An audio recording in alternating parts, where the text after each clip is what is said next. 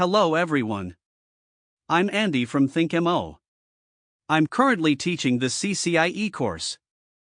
Starting today, I will share with you some technologies related to CCNA, CCNP, and CCIE. Our topic today is: how does IPv6 detect address conflicts? The first thing we need to know is what is address collision. For example, there are two hosts on a network. They all have the same IP address. In this case, we assume it's a duplicate address. This is what we're talking about up here in IPv4. About address conflicts. So how does IPv6 detect address collisions? It's done primarily through something called detection mechanism of DAD. It is a function that is integrated into the NDP. Inside IPv6, there's a feature called NDP. It is the Neighbor Discovery Protocol. Neighbor Discovery Protocol. DAD is one of the functions, among other things. Except for DAD duplicate address detection, there are other things like route discovery. The neighbor is unreachable and detected. There are redirects and so on. It's all done in the NDP. Let's get back to the point. Let's introduce the detection of duplicate addresses. Duplicate address detection is DAD.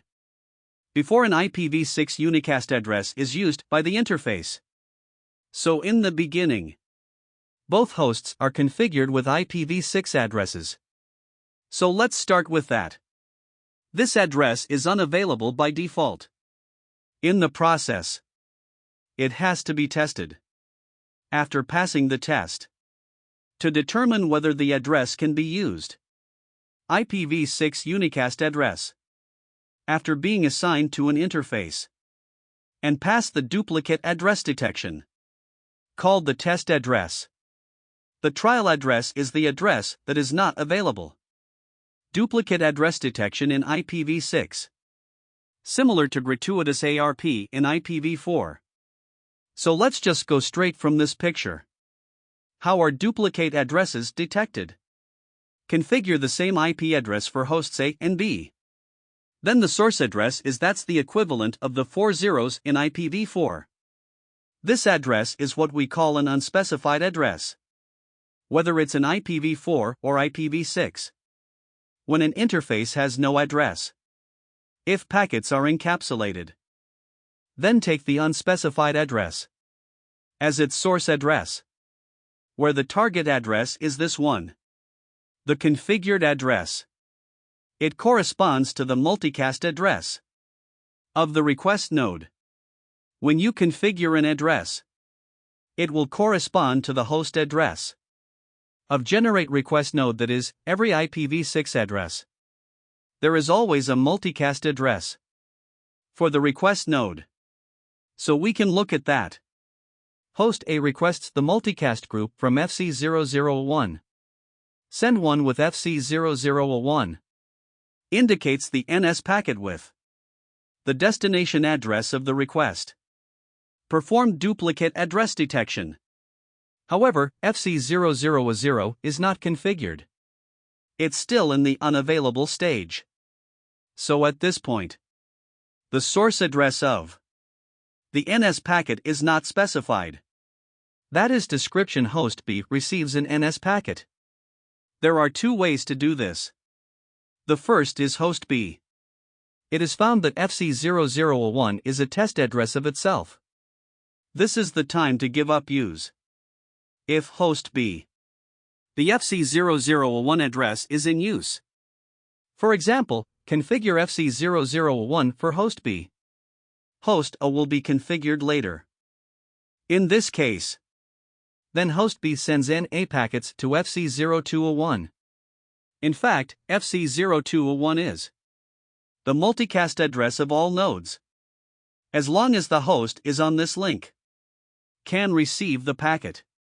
Let's say on this link. It's also connected to host C and host D and other hosts. Then all hosts will receive it. The message contains FC0001. And that proves that this address was used. So in this case, host A will find out after receiving this message. The test address of itself is the same. Host A take a look. So you used this address. At this time, this address does not take effect on host A. And host A is in the process.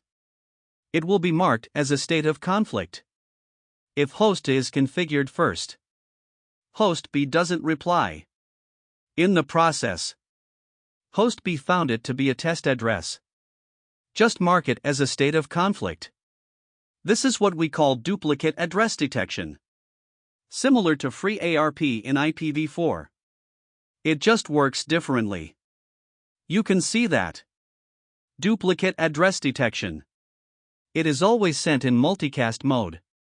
That's what makes it better than radio. Can reduce the flow.